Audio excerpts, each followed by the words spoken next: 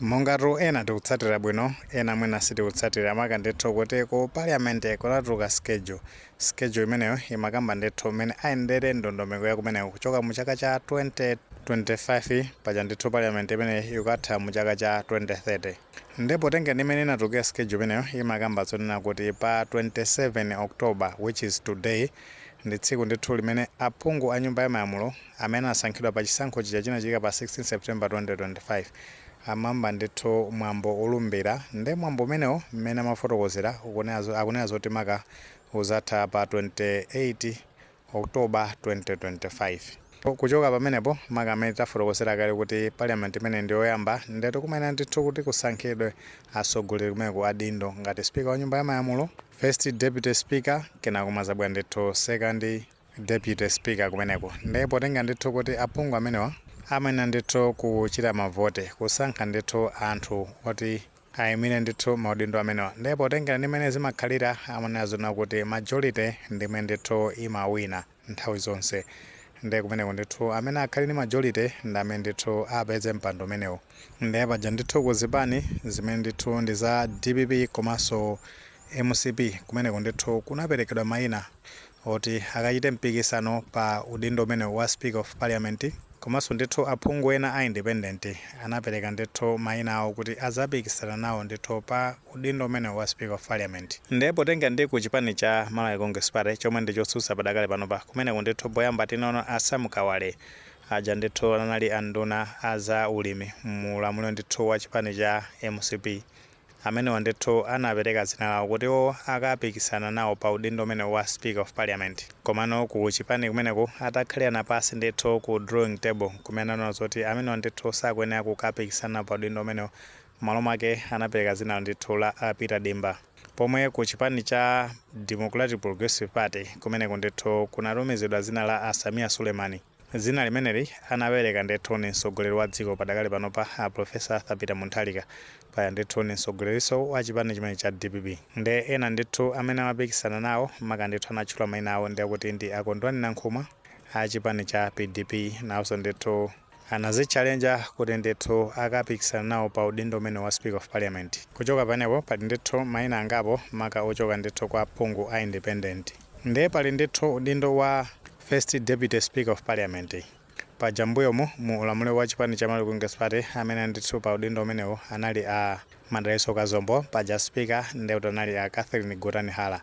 ndi padakale panopa ndithu amene aonesa chidwi pa udindo umenewo ndi kuti ndi a Victor Musowa ndi kuti ndi amene akuchoka ndithu ku chipani cha Democratic Progressive Party pamene pato ndi kuti ndi pa first deputy speaker of parliament kenako ndithu kuli mayina ena ngati a Felix Njawala amene ndithu akuchoka ku chipani cha UTM aja amayankhulira ndithu chipani cha UTM kumeneko komanso ena aku UTA kwachoka ndithu a Catherine Nzumala amene ndithu akuchoka ndithu kumpoto ku Mzimba North kumeneko ndi kumene ndithu akufuna kuzapikisana pa udindo umenewo wa first deputy speaker of parliament kuchoka pamenepo ndiyoti ku mpando wa second deputy speaker of parliament ndikuti taona ndithu kuti a Esther Jolobala aja ndithu a chipani cha United Democratic Front nawo ndithu anaonesa chidwi kuti afuna azapikisane nawo pa udindo umenewo paja tikhupira kuti ambiri watsatira bwino kuti amene ndithu a Esther Jolobala mbuyo mwa pamene ndithu anthu amapita ku chisankho anazalengeza maka ndithu ku chigawo cha ku Eastern Region uku kumene amachokera maka kumemeza anthu ndithu pa chisankho chimenechi chakuti akavotere a Professor Arthur Peter Mutharika chifukwa ankanena zonena kuti zinaye zachidziwikire kuti candidate wawo wa chipani cha UDF ndi kuti sangawine pa chisankho chimenechi amene ndi Atupele Muluzi ndi malo make anthu asataye voti akavote ndithu a Professor Arthur Peter Mutharika koma pa udindo ndithu wa phungu wa nyumba ya malamulo akavote ndithu iwowa kumeneko kumangochi zimene munthu ameneyo zinakondwesa ndithu anthu ochuluka makaposata ndithu kuti ni mmene zimakhalira zimachita kuoneka ndithu kuti chipani cha Malawi Congress Party chinali ndi mphamvu kwambiri ndiye pamafuna ndithu kuchilimika kuti ndithu chipani chimenecho chigwesedwe boma ni mmene amaonera ndithu anthu ena munthu ameneyo ndiye posatira zimene zitaona ndithu kuti a chipani cha NDP chimenechi ndithu nchosogozedwa ndi a Frank Tumpale Mwene Fumbo tikhupira kuti amene watikuwatsatira bwino ndi amene ndithu anapambana maka ndithu ngati phungu kuchoka ku chigawo cha Kukaronga uko wa chipani chimene cha NDP ndiye paja mbuyo mu ndithu yo anapanga alliance ndi chipani chimene cha Democratic Progressive Party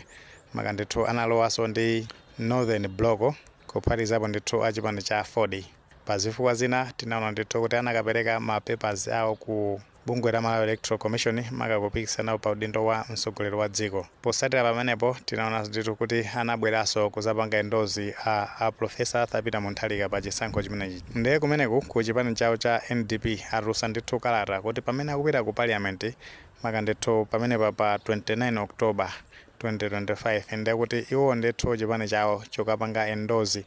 anthu ndithu amene akuyimira chipani cha Democratic Progressive Party komanso UDF makandithu pa udindo wa Speaker of Parliament amene watunde kuti ndi Samia Suleiman, pa udindo wa First Deputy Speaker of Parliament amene watunde kuti ndi Victor Musowa, komanso amene wa Esther Jolobala a chipani cha UDF. Anthu amene ndithu akupangidwa endozi kuti amene akapita ku parliament ndiye kuti akavotera anthu amenewa pa maudindo ndithu amene tatchula pamenepo. Nkutheka ndithu kuti aona potential mwa anthu amenewa ndi chifukwa chake akupanga endozi kuti kumeneko ndithu ku parliament akavotera anthu amenewa. Mwina tumwe ndi maganizo pa nkhani imeneyi pamene tinazona kuti chipani cha NDP motsogozedwa ndi Atompale Frank Mwenefumbo akuti ndithu ku parliament akavotera a Samia Suleiman ngati speaker, second deputy speaker of parliament ndoti akavotera kuti Esther Jolobala, kuchoka pamenepo ndoti pa first deputy speaker of parliament ndikuti ndithu akavotera Victor Musowa. Ngati maganizo amenewo alipo mutafotokoza comment section, koma tikamapereka tilemekezenso maganizo anzathu. Tisayiwale kupanga like video imene komanso panga subscribe channel chimene cha Fox Malawi News 18 ndicho ngoti nkhani zambiri zikamachitika ndiye kuti kupezani kwake kuzikhala ndithu kosavuta.